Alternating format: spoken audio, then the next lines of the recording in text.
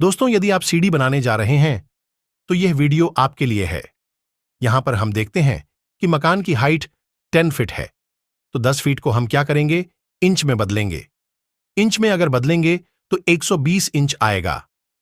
120 inch में हमें जितने इंच का एक राइजर बनाना है, जैसे हम यहां पर 8 इंच का एक राइजर बनाएंगे और 10 इंची चौड़ा ट्रेड बनाएंगे। अब 8 इंच का हम 120 में भाग करेंगे तो 15 निकलकर आएगा।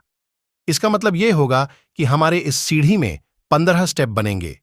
अब हम अगर इसकी जगह की बात करें तो जितने इंच का हम ट्रेड बना रहे हैं उसका गुणा हम 15 में करेंगे तो हमारा एक 150 इंच निकल कर आएगा।